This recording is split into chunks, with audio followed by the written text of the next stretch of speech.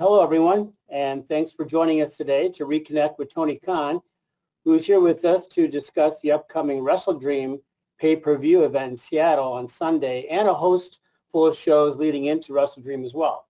So just as normal, our housekeeping items here to address in the interest of time and to give everyone the best opportunities possible to ask a question. Please refrain from asking two-parted questions. And let's try to keep the questions focused on the upcoming shows this week. And as Robin mentioned, please make sure your phone is unmuted. So with that, I'll turn it over to Tony for some opening thoughts, and then we'll open the lines for your questions. Tony. Well, Jim, thank you very much. I really appreciate everyone joining us today. I'm really excited. This Sunday is going to be one of the great nights in pro wrestling. I really believe it's going to be a great event. I'm excited about WrestleDream. Very excited to honor the legacy of the late, great Antonio Inoki. Very excited to announce that his family is really thrilled about the event, and they're going to be coming to Seattle to participate, which I think is just so great. It's going to be one of the best cards we've ever put together. It's going to be a great pay-per-view. It will be the end of a chapter in AEW and the start of a new era of AEW. I'm very excited for that. And with that, we can get going with your questions. I know Jim said to refrain from two-part questions, but he never said anything about three-part or four-part questions. So I guess those are probably okay. Jim, take it away. All right, Tony. Well, I have no comeback to that. So, but nonetheless, let's give it our best, starting with John Alba from Fight. And then we're going to follow John with Steve Fall from 10 Count. John, you're first. Hey, Tony. I'm just glad to get my question in before Bill Pritchard, because Bill always has the secret sauce for getting quality Tony Khan answers. But I hope you're well, Tony. Thank you, Jim.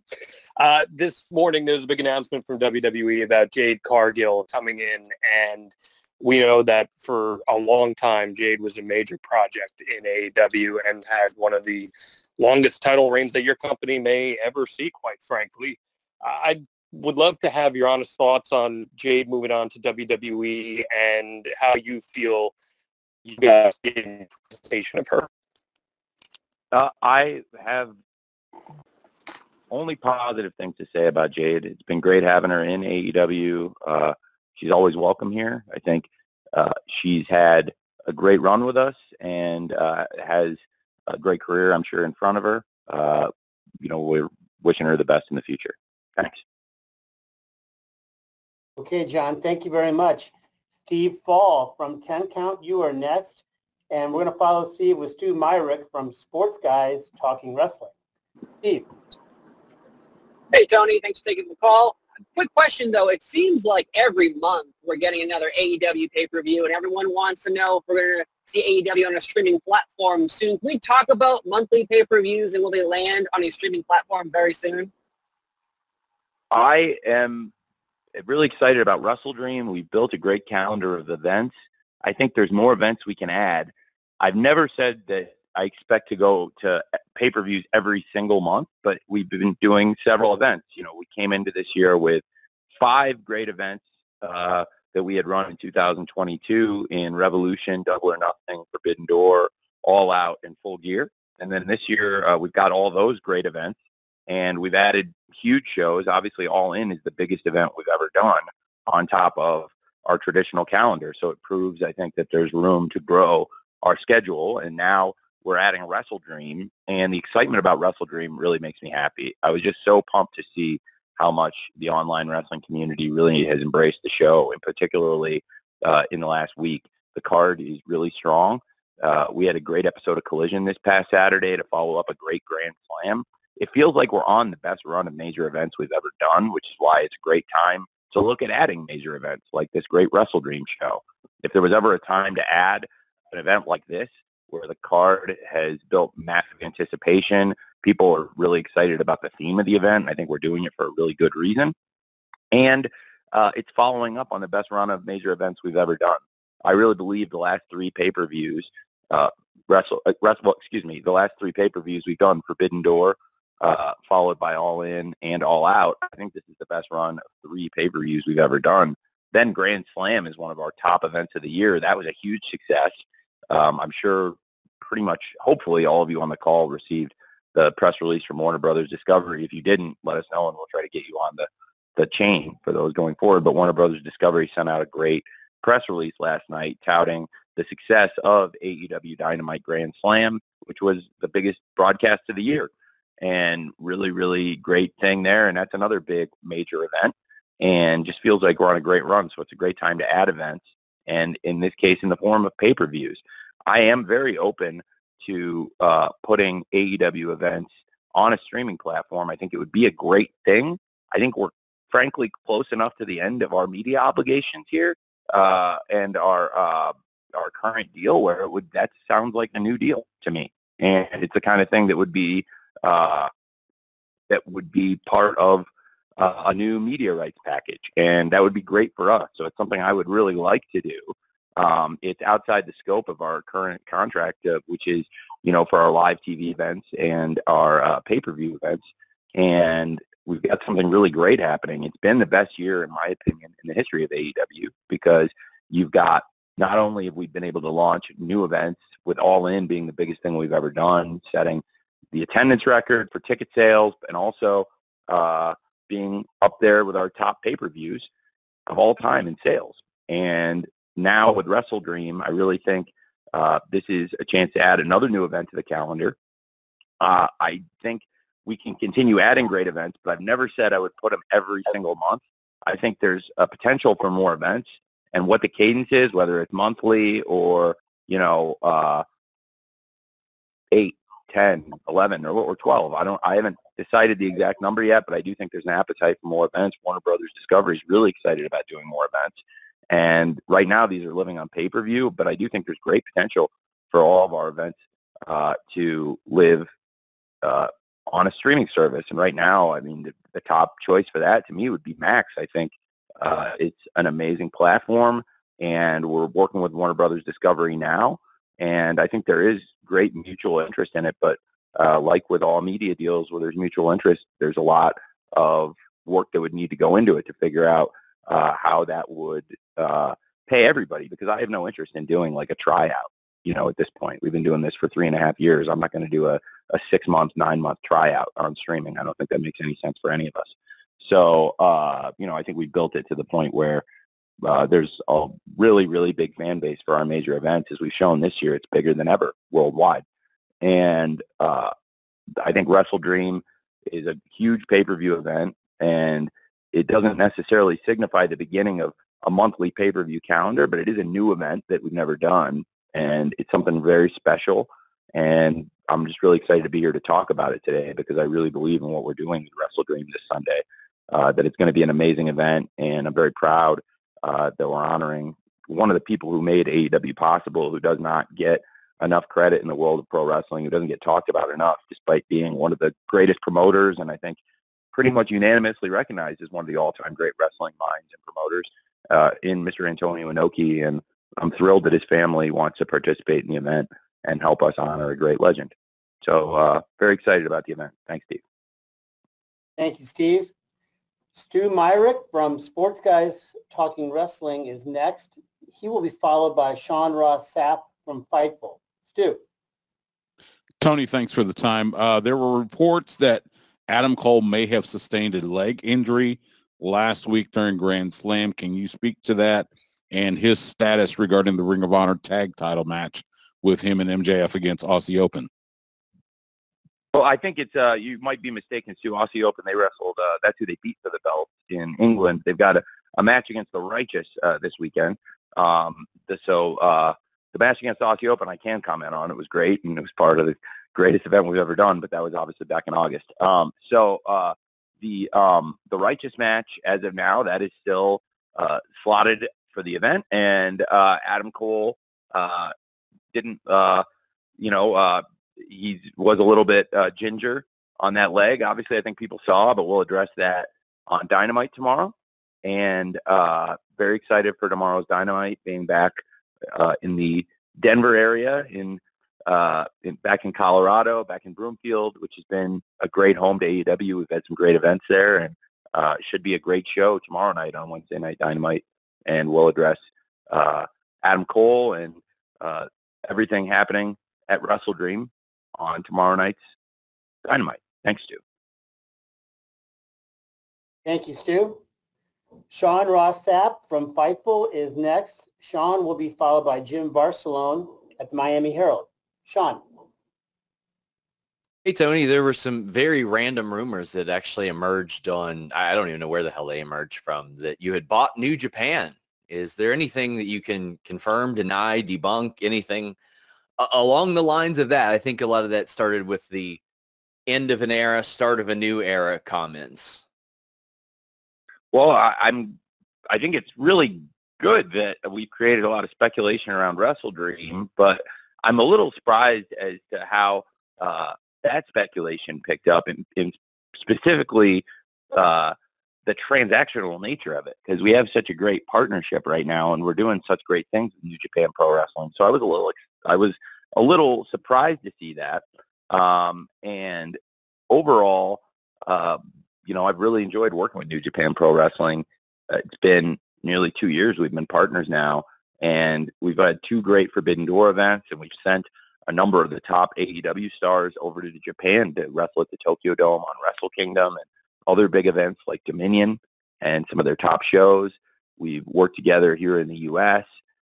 There are people from AEW that have held belts in New Japan, and there's people from New Japan that have held belts here in AEW or in Ring of Honor. And I think, I want to continue that partnership for a very, very, very long time. And right now we have something very good going. So I'm a little surprised by all that speculation. I don't know where it came from exactly, but it's probably good timing to have a lot of speculation on the eve of WrestleDream. And I'm glad that we got a lot of people talking. Certainly that one video with all the great clips of Mr. Inoki and some of the top stars of today spliced in, I thought that got people talking. So that was a very positive thing. Thanks. Thank you, Sean. Jim Barcelone from the Miami Herald is next. Amy Nemedy from WrestleJoy will follow Jim. Jim.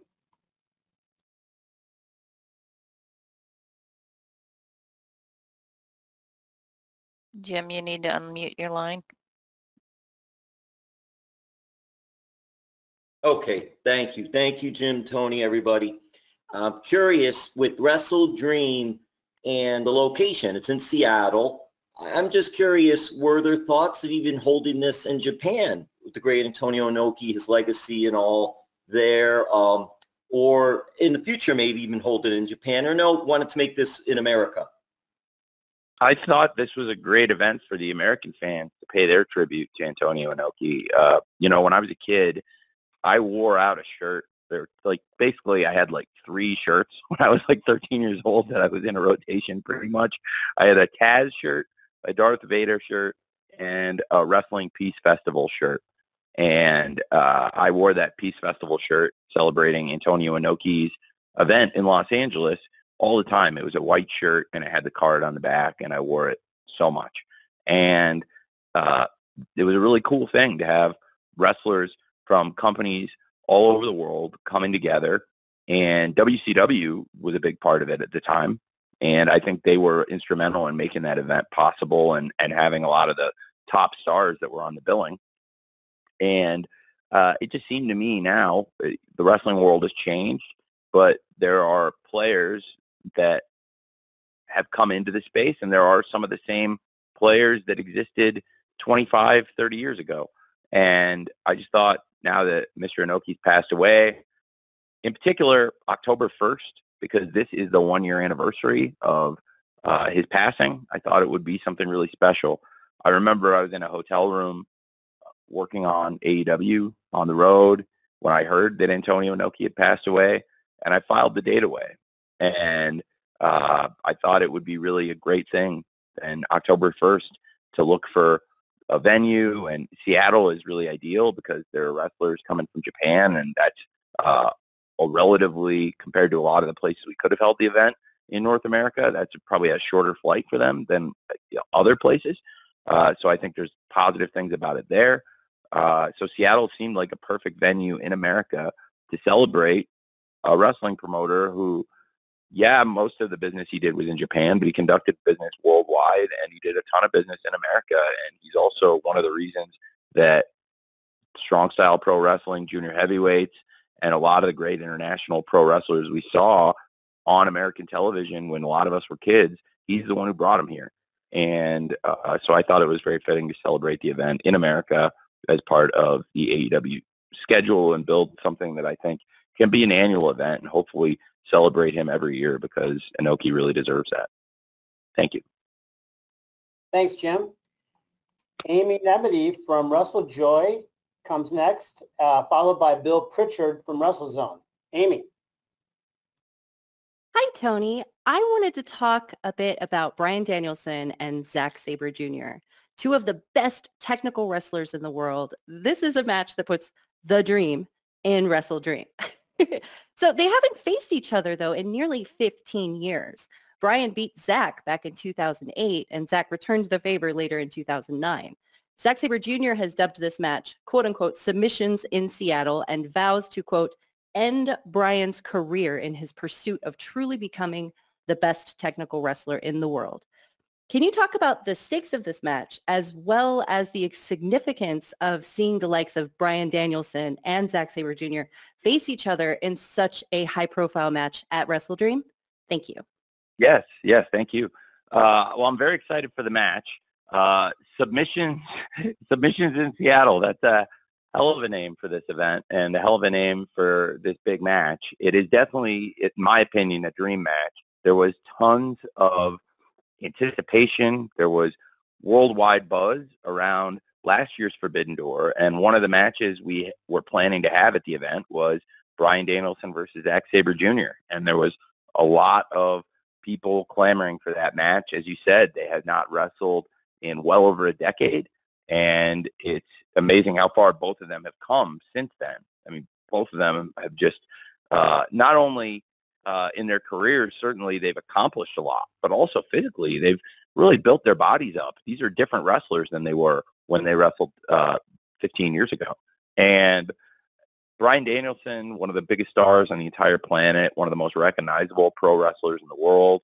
I think Bryan Danielson, certainly one of the most important people in AEW, and then he's facing off against Zack Sabre Jr., certainly one of the most important people in New Japan Pro Wrestling. And they both possess a mastery of grappling.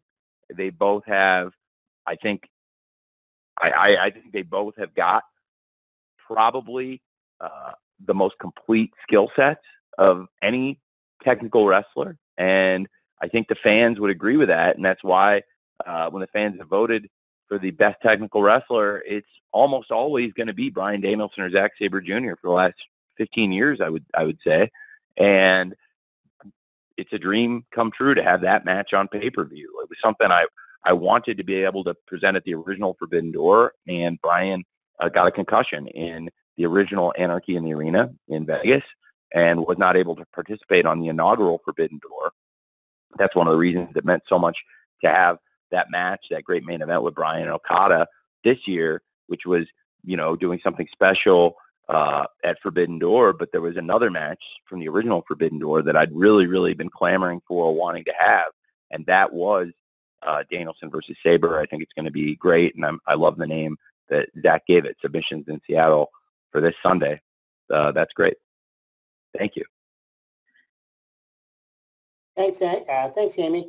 Bill Pritchard from the WrestleZone, you're next. John Powell from Slam Wrestling will follow Bill. You're up, Bill. Hey, Tony, how are you? I'm good, Bill. Thanks, man. So I wanted to go back to the end of an era comment and the buying a promotion rumor. I know that was probably the most prominent one, but would you go as far as saying you are not doing that? You would deny that that is credible, or maybe care to eliminate any of the other rumors or clarify like what you actually meant by those comments? I definitely have no intention of clarifying what I meant by those comments. I want people to order the pay-per-view, but I definitely also never speculated that. I think the internet kind of ran away with the speculation based on I don't know what. Honestly, I'd love for somebody to go back and look who the first person to say that was, and where and track back where the speculation came from, because certainly I don't know if that particular aspect of it is very credible. There's dots you can connect in wrestling, and there's things I'm very excited about that we've been doing, and I think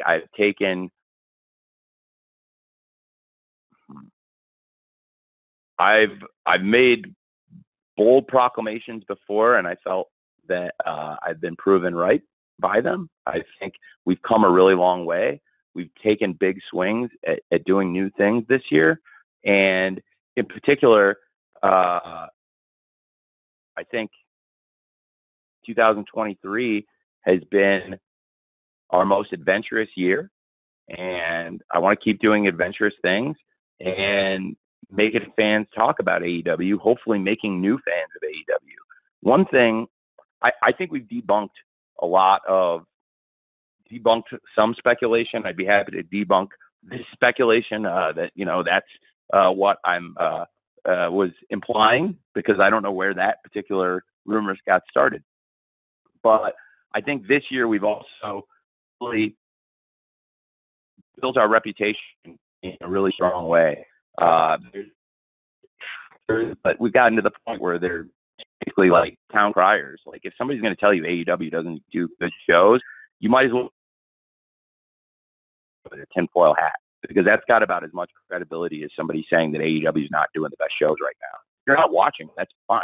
You can say you're not watching them, but to question the credibility of how they are, it's BS, because we're doing the best shows. I think from Forbidden Door to All In to All Out, I think Grand Slam was a great event, and the Collision this week was probably the best episode of Collision we've ever done in the first 15 episodes of the show so far. So we're doing great things. People would say AEW doesn't tell stories. Okay, well, again, show me that you don't watch the product, because nobody's telling more stories in pro wrestling right now than AEW, and I'm really excited about some of the stories we're telling. And something I'm very proud of is when our back's against the wall, we do great work here as a company. There's a lot of really hardworking people here, and unfortunately, over the years, we've had to change things due to injury or other circumstance.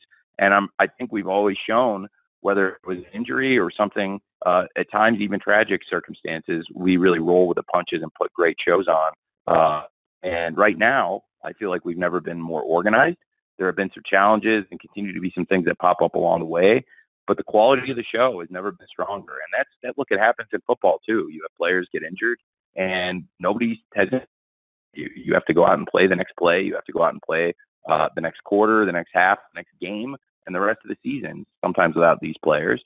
And, you have a game plan. Nobody feels bad for you that your game plan got knocked off script because some of the players got knocked out of the game. You just have to keep going with whatever script you can put together.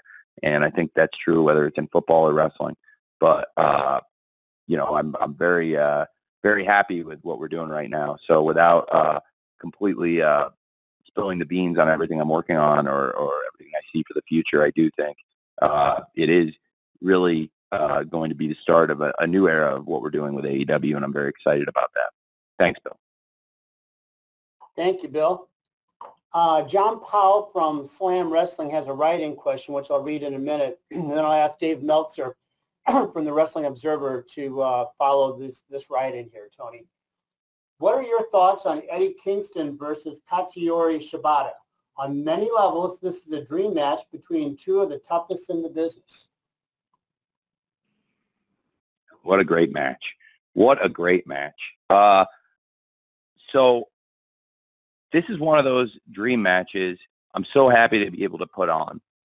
I've tried to link these two in wrestling, especially in 2023.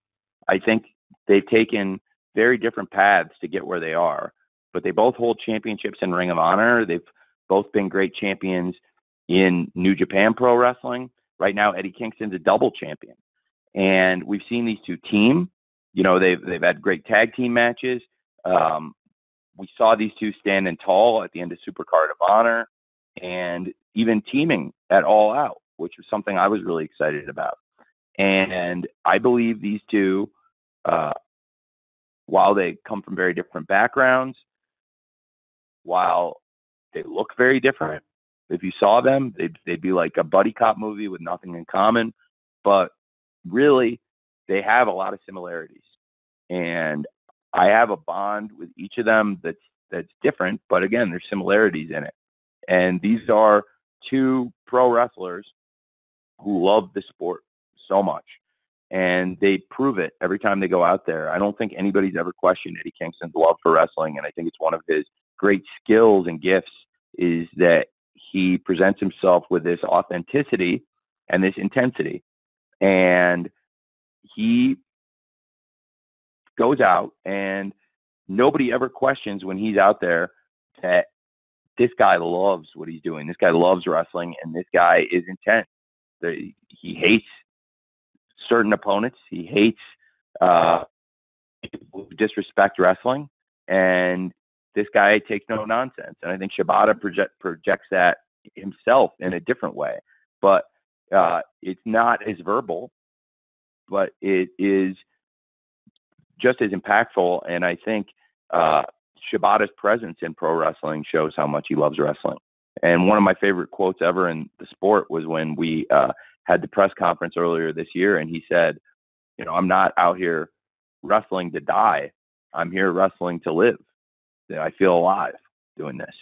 And in particular, in recent months, more so than ever, he feels more connected to his craft, to the sport, to the fans than he ever has. I think it means a lot to Shibata to come to America and do top tier American wrestling, to be in these venues, to be fighting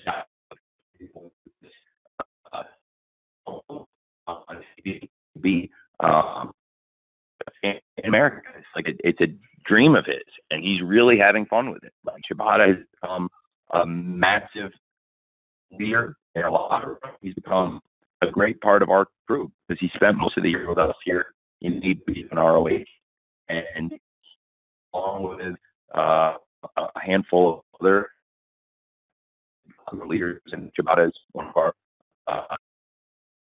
generals backstage. And I think this match, it's a dream come true. You know, I know there's fans all over the world who love pro wrestling that I've seen saying that this is a dream for them too. And trying to get my finger on the pulse of what fans like to see and what people care about in their pro wrestling. I think this is a match people really wanted to see, and we've danced around it, and they've been together. And with that time to see one-on-one, and that being now a huge win, a double champion. This could be a double title match, and Shibata has a chance to create a new triple crown in international pro wrestling, which I thought is really exciting.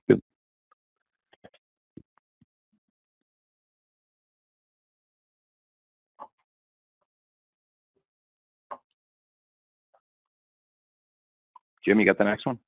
Yeah, you know, Tony, we're having a little bit of connectivity problems there with you, so we'll maybe just check on your end to make sure you're all clean, and we're going to continue here with Dave Meltzer from the Wrestling Observer, and following Dave will be Liam Crowley from comicbook.com. Let's give it a shot. Dave? Tony, how you doing? I'm great, Dave. Thanks. I really appreciate it. Hope you're doing well, too. Yeah, thanks. I was just going to ask you, I mean, one of the big questions and one of the big rumors going around has to do with the ownership of the company and WBD.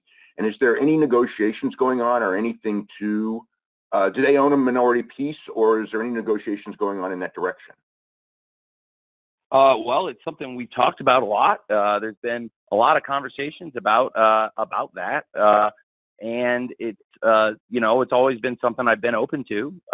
And, you know, between Warner Brothers Discovery and myself, a lot of the financial and structural details of our partnership we've been able to keep between us. But there are things I've always said to be true, that I own 100% of the voting stock in this company, and that I have 100% of the decision-making power in the company. And I've been open to taking on additional partnerships or things of that nature, but we have a really great deal right now with Warner Brothers Discovery, and I would love to have an even longer agreement. And as for them and their stake in the business, I mean, that is something that would be between us. but I would also be open to that, to Warner Brothers in a future deal, having a piece or a bigger piece potentially. But I would always want to maintain 100% voting control as I have now, and want to maintain, the supermajority of stock, which I have now. So I think these are things that are really important to me. But in a future deal, I mean, these are things, I would be open to. There's nothing bad about it. I mean, we've seen in pro wrestling this year a change of control. I have no interest in a change of control. Would I be interested in taking on additional investment? Yeah, potentially, but it would have to be at the right numbers, and it would have to make sense for us based on how much our business has grown this year. But as for a change of control or giving up any of the voting stock, no, I have no interest in that. Okay. And okay, thank you very much. Was that a part? Is that a two-parter, Dave? Oh, well, I mean, I know. I mean, the only other question I had was regarding Wardlow. If there's anything new on his front. Sure, that's a fair question. Well, Wardlow's a great star for us. I think he's been one of the greatest TNT champions we've had. He's been a great star, and I'm very big fan of Wardlow, and I think that he will surely be back on AEW TV when the time is right. And he's still very much a part of what we're doing here. Thanks, Dave. Liam Crowley from comicbook.com is next, followed by Samantha Shipman from the Daily DDT. Liam. Hey, Tony. Thanks for the time today. You had a really great response around this time last year where everything that transpired with All Out and what you learned as a backstage leader leading a wrestling promotion after such a tumultuous event and coming out stronger as a result. AEW currently at the end of this month looks a lot different than it did at the beginning of September, and I would say stronger so. What are some lessons that you feel like you've learned from a leadership perspective through everything that's transpired over the summer with both your tremendous successes with All In and some of the other low points during the summer? Well, it's been a great summer for us. I think, I'm really very excited about everything we've done. It's a challenge running a wrestling company. I mean, look, it's a lot easier on paper than it is in real life. And it's really fun, and it's a dream come true for me, but it's also around the clock work. And I love it's so great working in pro wrestling. It's really what I've always wanted to do, and to get into the business and connect with so many great people. You're right. The company does look very different than it did, say, a year ago or 2 years ago, and I think it's a good thing. Just as sports teams change season to season, you try to find their footing and then find that team that comes together and has that perfect season or that great season. It feels like one of those really great, memorable seasons for us right now. And there have been a lot of changes, but everybody who's working on the shows right now is doing a great job. It's been a great week for us. In particular, to have Grand Slam be the biggest audience we've reached all year and do the biggest number in the demo we've done in over a year, and outperform last year's Grand Slam despite, frankly, there's not as many people with cable subscriptions as there were when we did Grand Slam last year, particularly in the 18 to 49 demo, but we actually had more viewers this year. I think that's great progress. And it was also a great event. So I was really proud of that. And then to have Collision this week do a really strong number and I think be the single best episode in ring, that's the best thing. And I've always loved when we do things that are both critically and commercially successful. And I think stepping back and putting the wrestling product first is the most important thing. We can't sign every wrestler. We can't keep every single wrestler, but we can do our best to make sure the shows that we put together are the best shows for the AEW fans every week and try to utilize everyone the best we can. I think it's really, first of all, the statement I made about a year ago, that was a good statement. I don't remember that, so if I made a good statement, I really appreciate it. I'm not sure which one you mean. So, but I really appreciate you saying that. There's no weeks off. It's great. There's no weeks off from being a wrestling fan too. And I think all of us have probably had that point in our lives as a wrestling fan where you're watching 52 weeks a year and, it's like, hey, my family and I got to take a vacation, or we got to, you're getting married. I got to go away from watching wrestling for a couple of weeks, or whatever it is. Or especially when you're younger and, if you're playing sports and traveling with your teams, or in college, like where, your life totally changes and it goes, you're on your own and you're doing something completely different from what you've been doing. Your TV viewing habits are very different. Maybe you have roommates. Maybe you go to college and you got roommates who don't want to watch wrestling, and you grew up watching it alone at home in your room or in your living room with your family or whatever, and people in college don't want to watch it. Just things change. I get that. But at the end of the day, everybody on this call clearly came back to it. And everybody watching the shows every week, they probably at some point went through that same thing, because when you have wrestling as a 52-week-a-year thing, I think we all have these unique experiences at some point that you just need to do things in your life that don't involve TV. And while I discourage people from doing those things, I do acknowledge that they have to do them sometimes.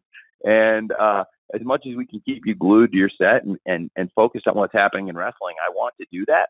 But I think the real skill in what we do as wrestling promoters and those of us who put on weekly wrestling TV shows that have maintained an audience and that are, on television right now, I think what we're able to do each week is get people to commit to us, to spend their time with us, and to not step away from it, to keep focused on it. And I think that's something amazing about wrestling, is that through 52 weeks a year that we're able to maintain such audience engagement, because at the end of the day, so many of us are really hooked on this. Like I am. Like I've never had a break that lasted more than a week or two, and maybe a few weeks. And, I've been in China, like trying to find wrestling on TV at 8 in the morning on a Monday. So wherever I go in the world, wherever I've been, I've had experiences that have shown me that it's over 52 weeks a year, what we do to keep the wrestling fans engaged, and also just for ourselves. Like, you have to remember that as a wrestling company, there's no week off from this. So it's really exciting to go into an event like WrestleDream that's a new event and feel the excitement from it, and feel that people are passionate about wrestling, passionate about what we're doing, because there's no guarantees to those things in life. And frankly, in this wrestling business, more people have failed than they succeeded. And the things we've done and we've accomplished, they're historic. It's really, really cool. And it's because of the fans that they stick with us 52 weeks a year. I really appreciate it. If somebody, whether it's every week or most weeks or as much as possible, however much you watch the show, however much you buy tickets or come, I really, really appreciate it. I don't know how to articulate it any better than that. That's why I always try to come out and say thank you to the live fans at the shows, or thank the fans online for watching it. That's heartfelt. I really mean it. And there's a lot of things people could be doing with their time, and there's things that change in people's lives that may make it harder to watch the shows. So when they do, I really appreciate it. So I guess that's probably the biggest thing is, look, there's like no weeks off for us from this. Some of the people might get a week off here and there, but, for me, there's no weeks off from this. And for a lot of the people, there aren't. And I think that's awesome. I love it. I wouldn't want it any other way, because that's what wrestling is. Thank you. Well said, Tony. Thank you, Liam. Samantha Shipman from the Daily DDT is next.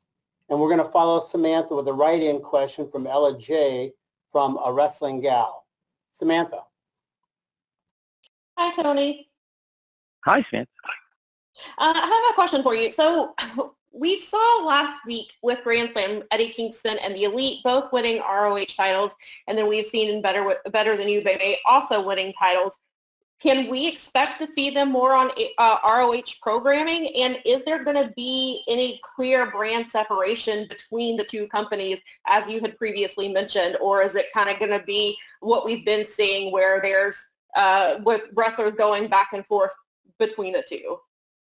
Well, it's a great question. I think right now Ring of Honor's got an incredibly strong lineup of champions. I think we had one going into Grand Slam, and now it's still very true, but certainly even more added star power now with the Hung Bucks as six-man champs with Hangman Page and the Young Bucks. And they had been the six-man champs of ROH in the past. I think it's amazing that they hold those belts again. That's three of the top stars in wrestling, and it's great for ROH. I mean, when you look at the roster of champions in ROH right now and compare it to a few years ago, there's no question ROH is, in my opinion, the strongest it's ever been, and certainly it's night and day from where it was, say, 3-4 years ago. And as for the ROH shows, I really enjoy them. I think we've had some really great wrestling. There's really fun things happening on the shows week to week. If you don't have a subscription to watch ROH.com, there's weekly shows on there that we put on Thursdays. It's really fun wrestling TV. We're having a great time with it. And you are going to see more of those top stars now that they've won titles competing on that show. So, yes, you will see that. And also there's great things with people who have held titles for a while now on the show. I mean, Shibata has wrestled many times on the show, just had a great match with Nick Wayne last week. Shibata, one of the greatest champions in all of wrestling, in my opinion, wrestling's greatest champion is Shibata. And then to have Athena, who is, in my opinion, doing some of the best work in wrestling today, and the Athena Billy Starks pairing, we're having a lot of fun with that. I really enjoy working with the both of them. Athena is a great veteran. Billy is very young, but is wise beyond her years, and they have great chemistry, and we're having a lot of fun with that story. And just a lot of really exciting things happening in ROH, and certainly now that we've leveled up in some ways from when we began. But I think, we've consistently had great champions recently in ROH. And I have, with Eddie Kingston winning the title, with Adam Page, Hangman, and the Young Bucks winning the six-man belt, I have to talk about the great champions that held those titles. Claudio Castagnoli is one of the best wrestlers in the world, and him coming in and taking that ROH world title, he's defended it on the ROH TV and pay-per-views, defended it on AEW. He's been a great champion, and he is one of the best wrestlers in the world, and we were very fortunate to have Claudio as the ROH champion, and any time he wrestles in AEW or ROH, I feel like we're very fortunate to have him. I never take Claudio for granted. And also, I have to talk about the ROH six-man tag team champions, Mogul Embassy, with Brian Cage and the Gates of Agony. They're the longest reigning six-man champs of all time. They were dominant. They wrestled on the ROH TV pay-per-views, defended the titles on all different shows, and I really thought they came so far. I mean, the Gates of Agony, like when we first put them together, they'd never teamed. And it was like we were sitting together before the first Supercard, and it was like, okay, let's go over ideas for team names, and let's talk about what the finisher is going to be, and like all these things. And to think about how far they've come from that first show, it's amazing. They won the six-man belts early on, and I made a switch. Originally, they were managed by Tully Blanchard, and Tully didn't come to Death Before Dishonor, which is okay, but you can't really. That would be the end of our run together. But I wish him the best. But it also created a great opportunity, and Prince Nana has seized that opportunity, and I'm very excited about Prince Nana's career in wrestling. He was a great manager of Brian Cage and the Gates of Agony. He still is a great manager for them, but I think they've been great champions. He's a great championship manager, and he can manage them as champions in the future, or Swerve Strickland. That's a great group. And, we talked about Hangman.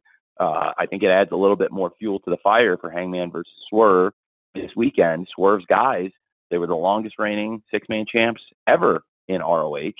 And I felt like Brian Cage and the Gates of Agony had become synonymous with those belts, truly, and had made so many great defenses, had so many great matches. And now Hangman and the Young Bucks taking those belts away from Brian Cage and the Gates of Agony, I think that's more fuel to the fire for this Sunday, Swerve versus Hangman on pay-per-view at WrestleDream. Thank you. Thank you very much, Samantha. Tony, I've got a write-in question here from Ella J. I'm going to read in a second. Then I'm going to ask Dominic D'Angelo from Inside the Ropes to be ready after Tony answers Ella, who asks, Julia Hart has evolved tremendously since arriving to AEW. What are your thoughts on her evolution and now positioning herself as a challenger to the TBS Championship? Well, it's really exciting. I think Julia is somebody that's been with us since Daly's Place. It's crazy to think about how young Julia is, that she's another wrestler that's been with us since she was a teenager. And it's amazing how many great stars for AEW developed out of that Daly's Place era. It's something to think about. We found something that really worked very well there for us. And in the back of my mind, Daly's Place is always there. It's a great venue, and it's worked tremendously well for us. We've shown that we can create a great developmental system out of there and produce great talent and help people that have all the potential in the world to realize that potential in AEW. And we've seen that from top stars like the Acclaimed, I think, are really an amazing example of that. Powerhouse Hobbs and Julia Hart are great examples of people that were with us in really wrestling on AEW Dark and wrestling on the different shows through the pandemic, and then came out so much better than they came in terms of their development. And Julia Hart in particular has just been on fire, and she's just such a pleasure to work with. Julia Hart works really hard. She always shows up. She has great ideas. She's very, very gifted athlete, and it's amazing how far it has come, because I remember when we started working with Julia Hart as a teenager, and it was her idea. She said, I'd be a great cheerleader for the Varsity Blondes, and I thought, okay, that could be cool. And she went out and did a great job with it, and she worked really hard at it. And then when this presented itself organically, this opportunity for her to go with the House of Black, she ran with it, and she has done so much, and I've tried to put her in prominent, strong positions. It's been a really long time since anybody beat Julia in a wrestling match. Julia has gone about a year and a half undefeated, and through these matches, I think 26 now, she's dominated her competition. She's got a big match tomorrow night on Dynamite, and if she makes it through that in one piece, she's challenging for the TBS title this weekend against Chris Statlander. And Chris Statlander is actually the last person to beat Julia Hart in a match, which is crazy to think. But Julia has been on this crazy run for so long. And look at the video of the last time Julia lost the match to Statlander. And Julia was in the middle of a major transition in her persona. She was still the cheerleader, but she was wearing the eye patch. And it was the start of the next phase of Julia's career. And what she's become is a top star. And it's really exciting to see. I love working with Julia. And I think she is somebody that could be a great TBS champion. And she's facing somebody that has also really developed in AEW since the company started and grown into her spot. I think it's a great match for WrestleDream, Statlander versus Julia Hart. And I'm very excited for that one on Sunday in Seattle. Thank you. Thank you, Ella. Dominic D'Angelo from Inside the Ropes, you're next. He will be followed by Mark Hoke from the Mark Hoke Show, 101.5 KDON FM. Tony, how are you today? Very well, thank you. Yeah, you're welcome. Hey, so kind of thought, I think it's pretty cool that you're getting to honor Antonio Inoki and everything like that with WrestleDream. Something else you've been kind of doing in a indirect way of honoring people are the ECW guys, obviously. RVD, I host podcasts with them. Kind of wanted to get your experience of having RVD there. He's been getting very good reactions. Is there an incentive to have him appear more with AEW? And following up real quick too, Arthur Ashe Stadium, New York City. ECW has a history there as well. Is there any interest ever in doing the Hammerstein Ballroom there as well? Interesting question. It's no secret I grew up as a fan of ECW. Some of the great stars in ECW have worked here with us, and of course Taz works with us every week, and his son Hook is a big part of AEW. I think you've probably all heard this story in the past, but if you haven't, bear with me for 30 to 45 seconds. My dad was backstage at the first ever Grand Slam show 2 years ago, just over 2 years ago, and he went up to Hook and he said, "Your dad's a really tough guy. Like, I took my son to ECW when I was a kid, and to see what those guys went through, your dad's got to be a really tough guy. You got to be proud of your dad." And I thought that was really cool. And now, fast forward to 2 years later, I think, of course, Hook very proud of Taz, but I know Taz should be very proud of Hook because Hook has come a long way in these past couple of years. Similar to what we were just talking about with Julia, right? Where they were both so young when they started with us in Daly's place, and they've both developed and gone on these great runs where they've had great records, and both of them have shown they could be, I believe, great champions in AEW. And Hook is one of our really bright young prospects and is becoming a really popular star in arenas all over the world. And I thought RVD would be a great partner for him, a foil in Hook's previous story, and then now a great partner for Hook himself. And they had a really fun match. The Collision episode did a great rating. It's one of a really great rating success stories on Collision, going against some of the toughest competition you're ever going to see. In particular, I believe NBC said that the Notre Dame Ohio State football game was their highest rated Saturday football telecast for college football since 1993. So we were up against some of the toughest college football competition in 30 years, literally, and put up an amazing number. So it's awesome to see there was a great audience for Collision this week. I think we're doing really great stuff with the show, and that was really encouraging to see a great show get a great number like that on Saturday. And RVD was a great part of it. You know, the Michigan fans were very excited to see him.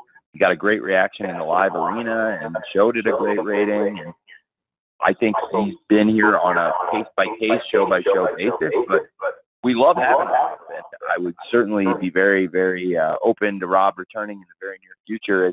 As we said when I saw him this past weekend, he's doing a great job, and we'd love to have him back. So great to have Rob here anytime he's available to do it, and anytime it makes sense for everyone.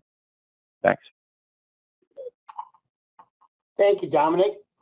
Mark Hoke from the Mark Hoke Show, 101.5 KDON FM, is next, to be followed by Brandon Thurston from WrestleNomics. Mark. Hi, Tony. Good to talk to you again. You too. Thanks, man. Yep. Question about MJF. There have been a lot of talk over the past couple of years about positioning MJF as a face as opposed to being a heel. And now with what's happened with the Better Than Bebe phenomenon taking off, what presentation position do you guys see MJF holding moving forward? Well, MJF is, as it stands right now, certainly it's been a transitional period, but we've seen MJF's one of the true fan favorites right now. I don't think it's changed who he is at his core necessarily, but as he said, he may be a scumbag, but now he's our scumbag. And I think that's probably the best characterization we could give. I think it's a very apt description of it. He's our scumbag. He's the MJF we've always known and loved to hate, but now we don't really have to hate him so much anymore because he's our scumbag. And I think that's something that's really been embraced by the fans, and it's shown because Better Than You, Bebe have sold an ungodly amount of merchandise, and they continue to rack up that merch money for us, which is awesome. And they get these massive reactions, and I think it's awesome. It's befitting of a top star, and in this case, of a fan favorite. Thanks, Mark. Thank you, Mark. Appreciate that. Brandon Thurston from WrestleNomics is next, and we will conclude with Nick Tillwalk from USA Today's Wrestling Junkie. Brandon.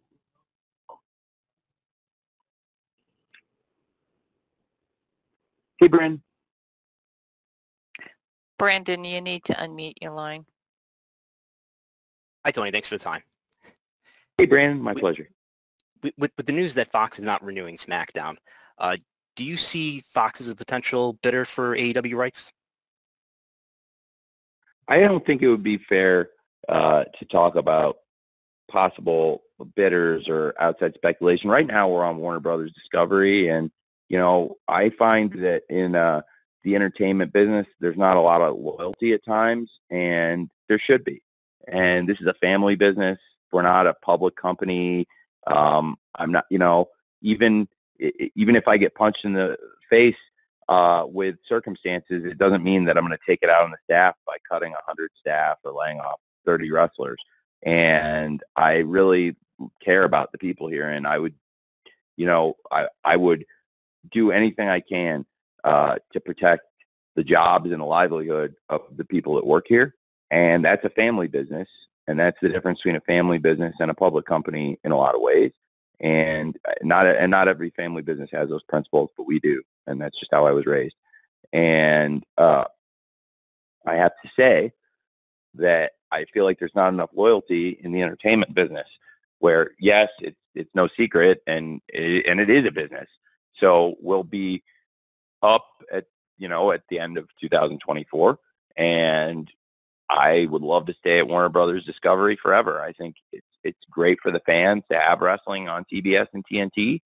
I do think there will be a lot of potential bidders. I think that what you just said would probably make a lot of sense, in the future. But I also don't think it's right for me to speculate right now, because I'm at Warner Brothers Discovery. I love it here. We're going to be here for a while, and hopefully a really long time. And they've given us these great opportunities, and I see it all the time. And sometimes I'm on the other side of it as the promoter, on the other side of the negotiating table, and not being the talent as I probably am in this case with Warner Brothers, sitting on the other side of a negotiation.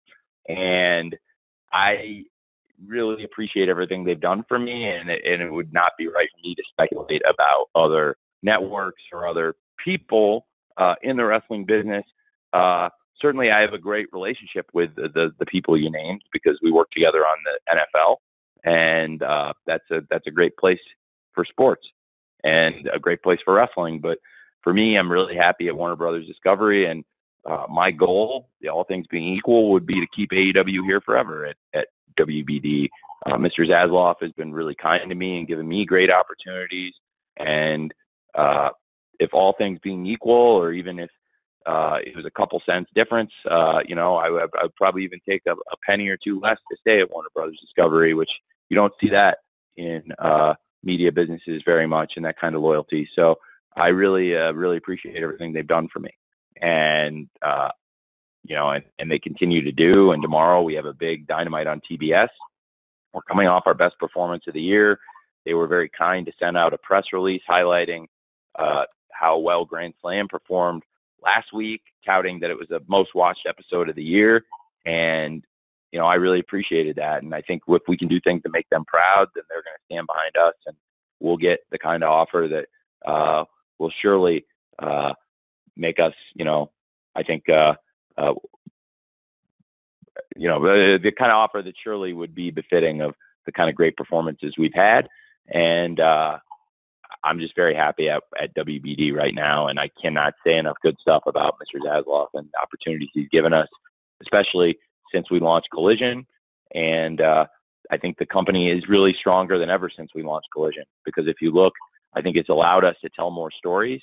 We have, in my opinion, the best roster in pro wrestling. I think we have great talent. There's a lot of great wrestlers in the world, and not all the great wrestlers are in AEW, but I think we have more of the greats than anyone else does, in my personal opinion.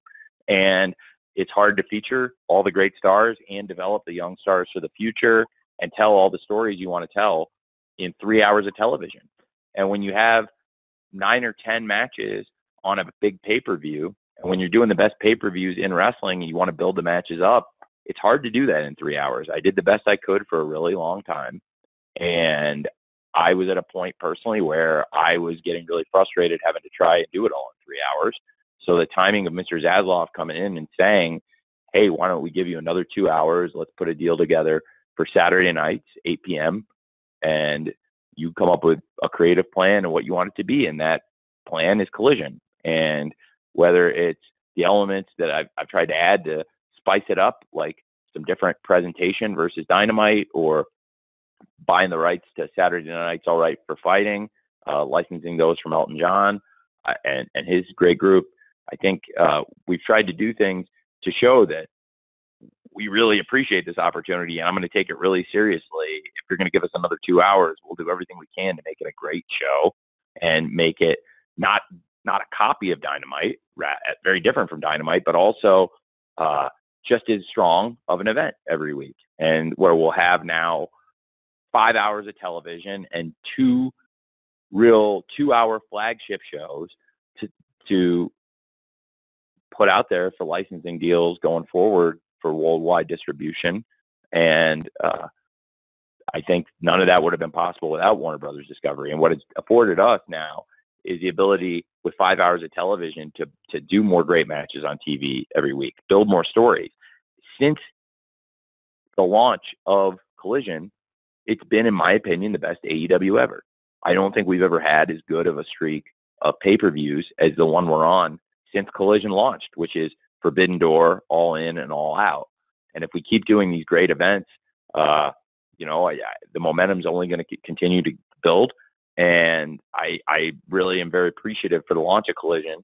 Now we're going into WrestleDream, and I think it wouldn't have been possible, in this past month, to build WrestleDream up and make it feel like such a major event without Collision. I think Collision's been a huge part of that. And this week, again, this Saturday was a great show, and I think built more anticipation to WrestleDream coming up this Sunday. And I think the launch of Collision has made us a stronger, better company than we've ever been.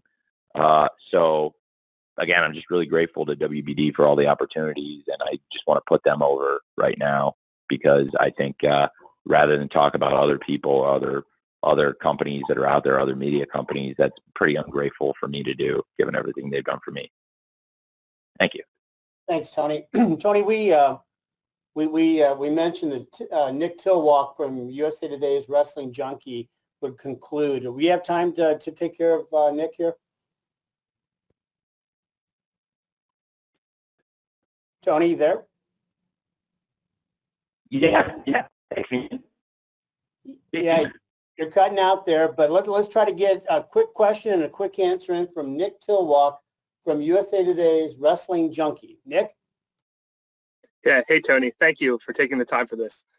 The Righteous is obviously a talented tag team with some great presentation, but I think they might not be as familiar to fans who haven't been watching Ring of Honor. What have you seen from them as a team that gives you the comfort level to put them on such a high-profile show against 2 of the top stars in AEW? I have been really impressed with them since they came into ROH, and that's why I've tried to feature them more recently in AEW. I think it would be either company. They have experience in history with ROH, which is why I thought this in particular could be a good way to bring them back into the fold. But then they've done so well on the ROH events that it led to us utilizing them at times in AEW. And in recent weeks, we've been featuring them more regularly. They've had some matches, been involved on Rampage, been involved on Collision, had a really strong match with the Hardys and a dominant win. And in addition to their wrestling, I think they've got a lot of charisma. Their interviews, their videos are pretty captivating. And we've had them involved a couple weeks in Collision, and people have really responded to their promos, to their match, and I think having them as a part of WrestleDream, it makes a lot of sense. It's we're bringing in stars from different companies, different promotions all over the world, and MJF and Adam Cole, the ROH Tag Team Champions, looking to defend against one of the top teams in ROH. So we had this 4-way match with 4 top teams that all have great history in ROH, including some former champions. And it was an excellent match that we had at the Grand Slam Rampage. And, of course, the Righteous were the winners. I think there's some great teams in that match when you look at the Hardys, the Best Friends, and the Kingdom. some teams that have held the ROH World Tag Team titles in the past. And for me, the Righteous, they have exactly what we're looking for in new stars, in that they have a unique quality that differentiates them from other stars in AEW, and I can see a place for them on the roster because of their charisma, their wrestling ability, and their history. And so I think, them against MJF and Adam Cole, it's a great fit.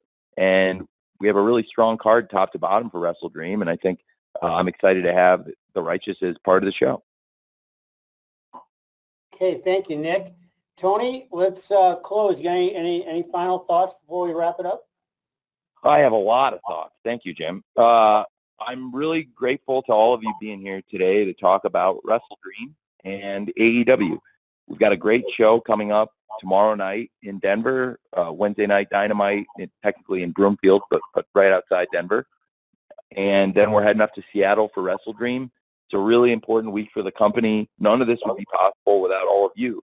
And I know I say it pretty much every call, but I mean it, and it's important.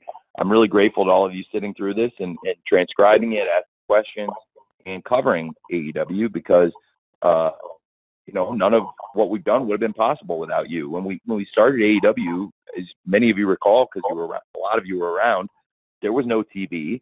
We were really reliant on you and your coverage and the online wrestling community to disseminate word about AEW and to help us create the buzz. And I'm very, very appreciative of you all. I try to follow your commentary and your thoughts, and it feels as if the spirit around AEW, it feels as if the vibe around AEW is incredibly positive right now. It feels like we've done a great streak of shows for you all, and that makes me really happy because before I was a wrestling promoter, I was a wrestling fan, and I read your coverage. A lot of you, the people ask me questions today, were the people I turned to learn about wrestling. And when we do shows that you think are good, that makes me really proud. And, I'm doing my best for the fans, and that includes all of you. And I've said it multiple times today, but I feel like we're on our best run since Collision started. The pay-per-views have gotten better, and I believe better than ever. And what we're doing this Sunday is really important. I think a lot of you on the call are historians of wrestling. And if it was another wrestling promoter, I suspect you would be questioning my motivations. Why is he doing this? Is this a cash grab? Trying, things like that. But not one person has said that to me or really indicated that to me, which I take a lot of pride in because, look, people are very skeptical these days, and they should be. I think there's a lot of things to be skeptical about in the world, but this is not one of them. And we've had no skepticism, and I think that speaks to how pure our love of wrestling is and the fact that I think people really see that this is a good thing we're doing to honor Antonio Inoki with a great wrestling card. And sure, I'm running a wrestling show for profit here, but I also think in doing so, we're honoring a great legend and doing something that will mean a lot to a lot of people. I also expect it to be one of our best wrestling shows. So I hope to see many of you in Seattle, maybe at the Scrum afterwards. If I don't see you in person, hopefully we'll see you either in Los Angeles at Full Gear or somewhere on the road. But just can't thank you enough for participating in this call and the kind words recently about what we're doing with AEW. And hopefully we'll catch you all soon. Jim, thank you for moderating this, and I really appreciate you holding this thing together, and look forward to seeing you two soon. And thanks, everybody. Hope you all have a great day. Yeah, thank you, Tony. and just to echo, thanks to everybody here. We are at the end of our time, so we're going to be distributing the audio recording here to everyone shortly. As always, 1,000 thanks for being a part of today's call, and just everything that Tony said, we say. So we're looking forward to seeing you in Seattle this weekend and joining us throughout the entire week for a great week of AEW programming. And I hope to see you in Seattle, and best wishes to everybody. Best to you. Bye-bye.